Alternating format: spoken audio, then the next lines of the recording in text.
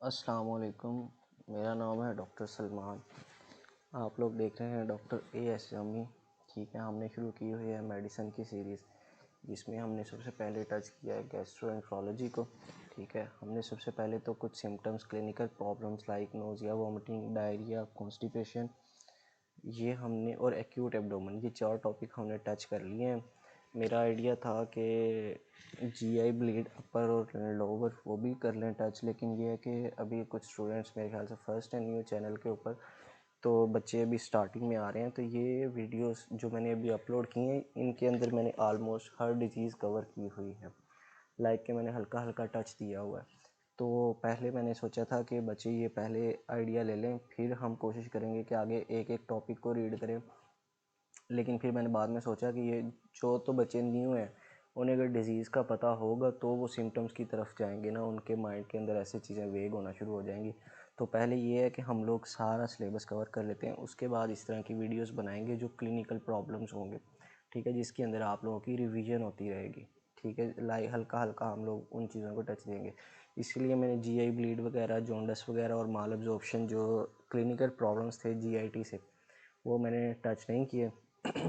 मैंने सिर्फ वो 4 टॉपिक टच किए हैं। अब हम लोग शुरू करने लगे हैं डिजीज़ ऑफ इसोफेगस। ठीक है, इसोफेगस की हम लोग तकरीबन 1 2 3 4 5 6 7 8 9 10 डिजीज़ को डिस्कस करेंगे। आज हमारी जो फर्स्ट डिजीज़ है वो है इसोफेजियल वेरिसिस। अच्छा, वेरिसिस क्या होता है? सबसे पहले हमने बहुत जगह सुना होगा यार उसको ना, सर्जरी के पेशेंट सर्जरी वार्ड में जाएं, वेरिकोज वेन होगा यार। और बात समटाइम्स हम देखते हैं कि लोगों की ना वेन्स बहुत प्रोमिनेंट होती हैं, पाँव की वेन्स नज़र आ रही होती हैं, और नीज़ पे और एंकल्स पे कुछ लोगों की तो बहुत पेनफुल सिचुएशन होती है। उनकी सांप की तरह ना उनकी वेन्स हमें नज़र आ रही होती हैं, ब्लू ब्लू कलर की। तो वेरिसिस आर ड्राइव फ्रॉम वेरिकोज। ठीक है, इतना बड़ा क्यों लिख रहे हो भाई? अच्छा जी, ड्राइव फ्रॉम वेरिकोज वेन्स। ठीक है, वेरिकोज वेरिकोज से निकला है ये वर्ड। तो हम अब समझते हैं ये वेरिसिस होती क्या है। दीज आर डायलेटेड सब म्यूकोजल वेन्स। अच्छा, ईसोफेगस पढ़ रहे हैं ना, तो म्यूकोजल वॉल जो होती है ना ईसोफेगस की, उसके अंदर होती हैं वेन्स। अब उन वेन्स की अगर डायलिटेशन हो जाए, स्पेसिफिकली डिस्टल पार्ट की ऑफ डिस्टल एक इसोफेगस प्रोक्सिमल है, एक है डिस्टल। ठीक है, ये बना लेते हैं, ये बक्कल में कोजा हो गया। ठीक है, अब ये आ गई इसोफेगस, ये आ गई। ठीक है, अच्छा जी, स्टमक भी बना लेते हैं, ये स्टमक भी बन गया। अच्छा, ये प्रोक्सिमल हो गई और ये डिस्टल हो गई। ठीक है, अब डिस्टल इसोफेगस की जो मिकोजल वॉल है ना, सब मिकोजल वॉल, उसके अंदर जो वेन्स हैं वो डायलेट हो जाएं, ठीक है, उसे कहेंगे हम इसोफेजियल वेरिसिस। अच्छा, अब क्लिनिकल मेडिसिन पढ़ रहे हैं तो हमने मोस्टली पढ़ना है क्लिनिकल फीचर्स को। पहले डेफिनेशन में आप लोगों को क्लियर कर दिया करूँगा, फिर मैं आप लोगों को क्लिनिकल फीचर्स बताया करूँगा कि पेशेंट प्रेजेंट कैसे करेगा। उसके बाद हम लोग बताया करेंगे मैनेजमेंट क्या है। ठीक है, और उसके बाद बताया करेंगे कि ये इसकी कॉम्प्लिकेशन क्या हो सकती हैं, और रिस्पेक्टिव जो ट्रीटमेंट है ना, प्रोटोकॉल है, वो भी मैं कोशिश करूँगा एक्सप्लेन करने की। तो सबसे पहले क्लिनिकल फीचर्स देख लेते हैं कि पेशेंट प्रेजेंट कैसे करेगा। अच्छा, अब डायलेटेड सबम्यूकोजल वेन्स है ना, या तो ये ऐसी पड़ी होंगी या ये रप्चर हो जाएगी और ब्लीड करना शुरू हो जाएंगी। अच्छा, या तो ये ब्लीडिंग के साथ आएगा पेशेंट। ठीक है, ब्लीडिंग वेरिसिस के साथ। अब ब्लीडिंग वेरिसिस क्यों होगी? ये सडन होगी। ठीक है, सडन ऑनसेट होगा इसका, सीवियर सिम्टम्स होंगे। सिम्टम्स किस चीज़ के होंगे? ब्लीडिंग है तो ब्लीडिंग के ही सिम्टम होंगे, जीआई ब्लीड के। अब चूंकि हम अपर जीआई को टच कर रहे हैं तो ये अपर जीआई ब्लीड के ही सिम्टम्स होंगे। ठीक है, उसके बाद ब्लीडिंग इतनी ज़्यादा हो गई है, सीवियर ब्लीडिंग हो गई है। अच्छा, अगर ब्लड लॉस इतना ज़्यादा हो जाए, आप लोगों को पता है क्या होना शुरू हो जाता है? पेशेंट शॉक में जाना शुरू हो जाता है। यहाँ पे क्या हो गया? Haemorrhagic shock. ठीक है, हेमरेजिक शॉक सब सारों को पता है क्या होता है। हाइपोवॉल्यूमिक शॉक है ये, जिसमें सीवियर ब्लड लॉस हो जाता है। ठीक है, फ्लूइड लॉस, खासतौर पे फ्लूइड लॉस बहुत ज़्यादा हो जाता है। इसके बाद नेक्स्ट चीज़ है हेमेटोचीजिया के साथ पेशेंट प्रेजेंट करेगा। अच्छा, ये टर्म्स वो हैं जो आप लोगों को पहले पता होनी चाहिए थी, लेकिन आप फाइनल ईयर MBBS के अगर स्टूडेंट हो तो आपको ये फर्स्ट टाइम पढ़ने को मिलेगी। मैंने भी फर्स्ट टाइम ही पढ़ी थी। अच्छा, ये हेमेटोचीजिया क्या होता है? पैसेज ऑफ फ्रेश, हाँ, ये haematochezia is fresh red blood in और विदाउट विद स्टूल्स। अच्छा, आप स्टूल पास कर रहे हैं, उसके अंदर अगर फ्रेश ब्लड आ रहा है या स्टूल के साथ आ रहा है ब्लड, तो ये मोस्ट प्रोबेबली यहाँ पे बुक्स वालों ने तो लिख दिया है हेमेटोचीजिया होगा पेशेंट को, लेकिन आप खुद सोचिए कि अपर GI ब्लीड है, यहाँ पे ब्लीड हो रही है और यहाँ से हो के इतना लंबा पाथवे कवर करके जाना है पेशेंट का ब्लड, और वो जाके फिर रेक्टम और एनएस से निकलना है। तो कैसे पॉसिबल है कि फ्रेश रेड ब्लड से पेशेंट मतलब कि स्टूल पास करेगा? ये लोअर GI ब्लीड की ये सिम्टम है, एक फीचर है, ठीक है, जो हम लोगों ने टच करना है लोअर GI ब्लीड में। यहाँ पे भी कुछ लोग मतलब कि ये कहते हैं कि पेशेंट में प्रेजेंट विद हेमेटोचीजिया, ठीक है। अच्छा, हेमेटोचीजिया को हम लोगों ने टच कर लिया है। इसके बाद है टर्म मेलिना। ये मेरा स्टाइलस बीच में बंद हो जाता है तो इस वजह से मुझे वीडियो पॉज करना पड़ती है, ठीक है। अब ये मेलिना क्या होता है? अब मेलिना होता है डिस्चार्ज ऑफ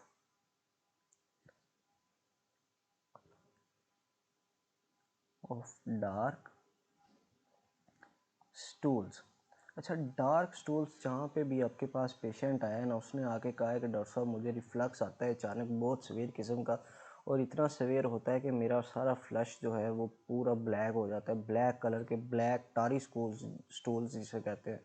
वो अगर पेशेंट प्रेजेंट करे तो समझ लें कि उसकी GI ट्रैक्ट के अंदर ब्लीडिंग हो रही है, और वो है भी अपर GI ब्लीड।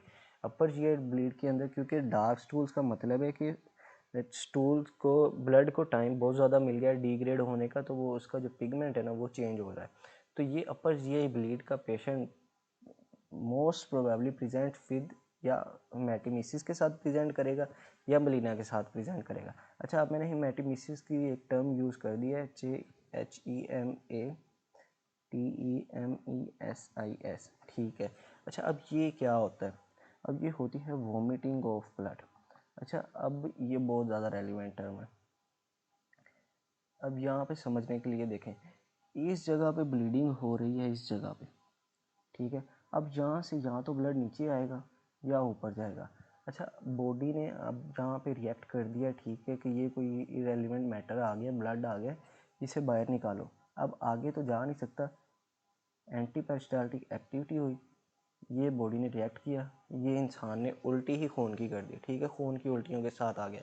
अच्छा, अगर इस केस के अंदर पेशेंट आता है तो हमने एक और डिजीज़ है जिसको जहन में रखना है, पेशेंट में हैव मैलरी वाइस सिंड्रोम। उसकी एटियोलॉजी और उससे होता क्या है ये हम बाद में टच करेंगे, ठीक है। वैसे ये होता ये है कि जो म्यूकोजल मेम्ब्रेन है ना, म्यूकस मेम्ब्रेन बल्कि म्यूकोजल, हाँ, ओहो मैं कंफ्यूज कर रहा हूँ, म्यूकस मेम्ब्रेन जो है ना, इसमें टीयर आ जाता है इसोफेगस के, ठीक है। इसमें टीयर आने की वजह से जो गैस्ट्रो इसोफेजियल जंक्शन होता है ना, वो ब्लीड करना शुरू हो जाता है, ठीक है। तो ये पेशेंट भी प्रेजेंट कर सकता है हेमेटोमेसिस के साथ।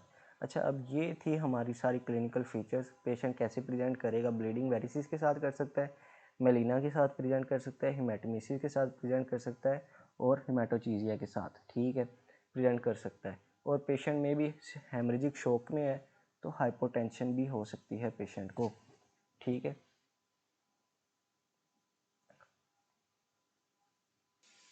अच्छा, अब आगे चलते हैं हम लोग इसकी मैनेजमेंट की तरफ।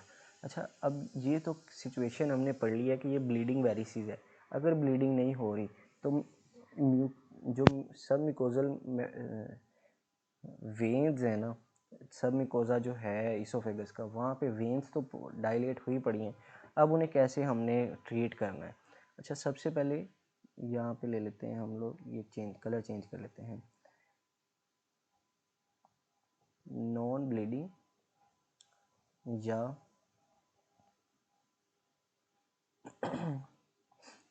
जो नॉन ब्लीडिंग है ना वेरिसिस, सिंपल सा इनका ट्रीटमेंट है, इनको कैसे मैनेज करना है। अच्छा, अगर फर्स्ट एपिसोड हो गई है ना पेशेंट को, अब हमने देनी है ड्रग इसे। फर्स्ट ड्रग देनी है नॉन सिलेक्टिव बीटा ब्लॉकर्स। अच्छा, अब ये क्यों देनी है? मोस्टली मेडिकल स्टूडेंट्स भी ये यूज़ करते हैं एंग्जाइटी के लिए, हाइपरटेंशन के लिए, ठीक है, लोअर इंट्राओकुलर प्रेशर कम करने के लिए। अच्छा, अब ये वो ड्रग्स हैं जिनका काम है बीटा रिसेप्टर्स के ऊपर एक्ट करना, ठीक है, और ये सिर्फ, और इनका काम क्या है? ब्रोंकोकंस्ट्रिक्शन जो लंग्स के अंदर करते हैं, ठीक है। एस्थमा के पेशेंट में कॉन्ट्राइंडिकेटेड होती है प्रोप्रानोलोल, जो मोस्ट फेमस है नॉन सेलेक्टिव बीटा ब्लॉकर। और यहाँ पे जो इसका मेन काम है ना, जिसे मैं 3 स्टार कर रहा हूँ, वो है पेरिफेरल वेजोकंस्ट्रिक्शन। इसलिए देते हैं इसे इसोफेजियल वेरिसिस के अंदर, ठीक है। इसके बाद कौन सी ड्रग है ये देख लें,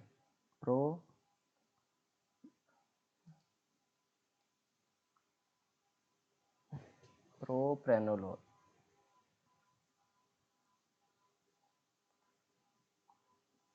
ठीक है, अगर ये फर्स्ट एपिसोड के साथ पेशेंट आ गया, अगर आपने ये मेडिसिन दे देनी है, अच्छा नहीं रुक रही पेशेंट, मतलब कि ब्लीडिंग की तरफ जा रहा है, तो आपने क्या करना है? एंडोस्कोपी करनी है। एंडोस्कोपी, गैस्ट्रोएंटरोलॉजिस्ट को बुलाना है, उसे कहना है भाई एंडोस्कोपी करें इसकी। अब उसने आपकी गैस्ट्रोएंटरोलॉजिस्ट ने एंडोस्कोपी करनी है, उसने साथ कर देना वेरिसियल लाइगेशन। अच्छा, लाइगेशन क्या होता है? ये वो प्रोसीजर है जिसके अंदर इसोफेजियल या गैस्ट्रिक वेरिसिस जो होती है ना, उसको रबर बैंड के साथ लाइगेट कर देते हैं, ठीक है। लाइगेट का मतलब क्या है? या उसे क्लोड कर देते हैं या उसकी थ्रोम्बोसिस करा देते हैं ब्लड वेसल की, ठीक है, जो बाद में स्लाफ ऑफ हो के पीछे एक मिकोजल अल्सर छोड़ देता है, ठीक है, और वो जो मिकोजल अल्सर है वो रैपिडली हील हो जाता है, ठीक है। ये एक एंडोस्कोपिक प्रोसीजर है। लाइक ये it is a costly procedure, ठीक है। आपने एंडोस्कोपी जब करवाना शुरू कर दी है, प्राइवेट सेक्टर के अंदर हर डॉक्टर का अपना रेट होता है। यहाँ पे मैं बताता हूँ, पाकिस्तान में मेरे ख्याल से one of my relative had oesophageal varices, so वो डॉक्टर ने एंडोस्कोपी की है तो उनके 4 जगह पे वेरिसिस थे, तो उसने 4 जगह लाइगेट किए और उसने फिर 4000 ईच वेरिसिस को लाइगेट करने के चार्ज किए हैं। तो ये एक इन्वेसिव प्रोसीजर है, इन्वेसिव नहीं है, एक्सपेंसिव प्रोसीजर है, ठीक है।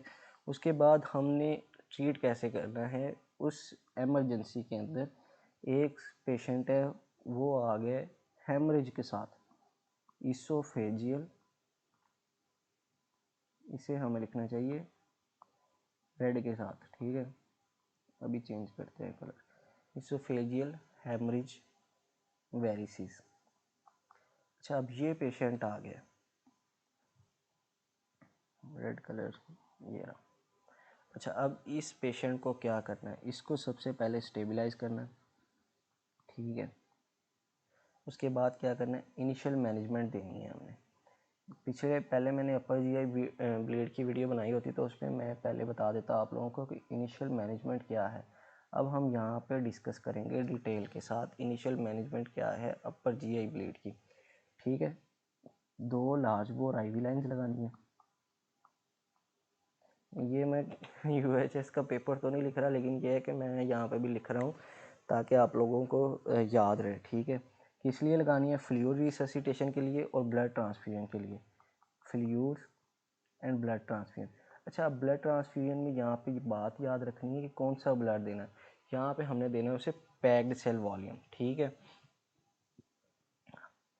उसके बाद अगर पेशेंट स्टेबल नहीं है तो ठीक है, अगर पेशेंट अनस्टेबल है, एयरवे, ब्रीदिंग, ये ABCDE प्रोटोकॉल आपने हर जगह पे फॉलो करना है, ठीक है। और कोशिश करनी है कि पेशेंट को इंटूबेट कर दें। अब ये वो पेशेंट आया जो अपर जीआई ब्लीड के साथ हेमरेज है, ठीक है, इंटूबेट एयरवे, एंडोट्रेकियल ट्यूब डाल देनी है, ठीक है, उसके अंदर उसको हीमोडाइनमिकली स्टेबल करना है आपने।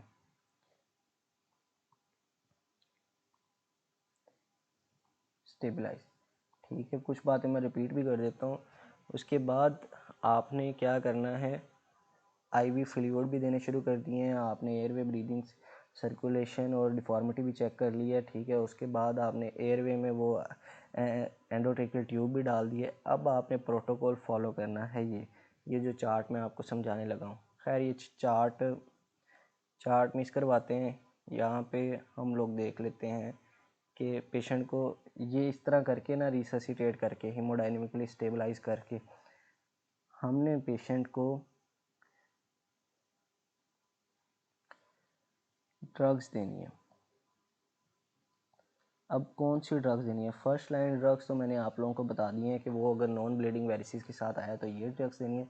अच्छा, अब अगर हेमरेज के साथ आया पेशेंट तो उसे कौन सी देनी है ड्रग्स? उसे देंगे वेजो एक्टिव एजेंट्स। ठीक है, कौन सी ड्रग्स होती हैं ये? इसमें सबसे फेमस है ऑक्ट्रियोटाइड। अच्छा, इसके बारे में भी हम डिस्कस करते हैं। ये क्या है? ये सोमैटोस्टेटिन एनालॉग है। सोमैटोस्टेटिन एनालॉग, फार्मा भी पढ़ लेते हैं थोड़ी थोड़ी साथ साथ। ये क्या करता है? ये वेजो कंस्ट्रिक्शन करवा देता है। ठीक है, सिंपली आप लोगों ने ये याद रख लेना है। ठीक है, इसका फंक्शन बताऊं क्या होता है? ये वेजो डायलेटर एजेंट्स जो होते हैं ना, उनके वेजो डायलेटर एजेंट्स को इनहिबिट कर देता है। जैसे ही वो इनहिबिट होते हैं ना, वो रिलीज़ नहीं होते, तो ऑटोमेटिकली पीछे क्या बचता है? वेजो कंस्ट्रिक्टर एजेंट्स। वो वेजो कंस्ट्रिक्टर एजेंट्स जो होते हैं वो एक्ट करते हैं और वेजो कंस्ट्रिक्शन करवा देते हैं। अब वेजो डायलेटर पेप्टाइड्स जो होते हैं ना, उसके अंदर होता है ग्लूकागोन। समझ लीजिए ये सोमैटोस्टेटिन ग्लूकागोन को इनहिबिट कर देता है। ठीक है ना, ये ग्लूकागोन को इनहिबिट कर देता है। अच्छा, ग्लूकागोन से याद आ गया, ये ग्रोथ हार्मोन को इनहिबिट कर देता है। ठीक है, ग्रोथ हार्मोन को इनहिबिट कर देता है। ये आपने ऑक्ट्रियोटाइड का फंक्शन पढ़ लिया। इसके साथ आपने देने हैं एंटीबायोटिक्स। अच्छा, एंटीबायोटिक का फंक्शन क्या है? यहाँ पे कौन बैक्टीरियल इन्फेक्शन आपने थर्ड ईयर के अंदर फार्मा में और माइक्रोबायोलॉजी, बल्कि माइक्रोबायोलॉजी के अंदर पढ़ी होंगी। ठीक है, best medium to grow bacteria is blood. ठीक है, आपने पढ़ा होगा कि बैक्टीरिया सबसे अच्छा ब्लड पे ग्रो करता है। तो ये हमारी बॉडी के अंदर नॉर्मल फ्लोरा जो है जीआई ट्रैक्ट का, उसके अंदर जब ब्लड जाएगा तो बैक्टीरिया तो खुश होंगे, इसीलिए हमें पेशेंट को देना पड़ेगा सेफ्ट्रायाजोन। ठीक है, एंटीबायोटिक। अच्छा, अब हमने ये तो कर दिया, हेमरेजिक का पेशेंट आया है, विजो एक्टिव एजेंट भी दे दिया, एंटीबायोटिक भी दे दिए, पैक्सेल वॉल्यूम भी दे दिए। अब हमने और साथ ही कॉल कर देनी है हमने गैस्ट्रोएंटरोलॉजिस्ट को कि आ जाए भाई, आके एंडोस्कोपिक ट्रीटमेंट कर दे। एंडोस्कोपिक ट्रीटमेंट के अंदर क्या करना है? एंडोस्कोपिक ट्रीटमेंट में वो क्या करेगा आके? या तो वो लाइगेट कर देगा, ठीक है, या स्क्लेरोथेरेपी कर देगा। स्क्लेरोथेरेपी, ठीक है। Ligation is a preferred method,